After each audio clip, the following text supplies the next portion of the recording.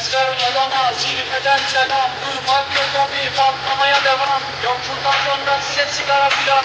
Uçuyor yıldızlara müptezel bayan.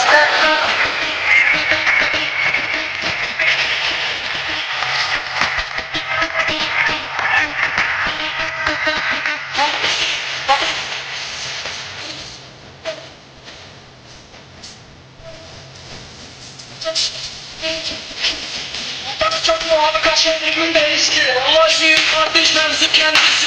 Plaka sıfır bir korku üstünde. Yazmak için yine yuttun bence. Hey torbacı bana versene borç. Olmaz da o vatandaşları peşin taşıyoruz. Bu yüzden babamın cüzdanını çalıyoruz. Akşam olunca dayak yemeye başlıyoruz. Ben yazınca bıktım neşemi.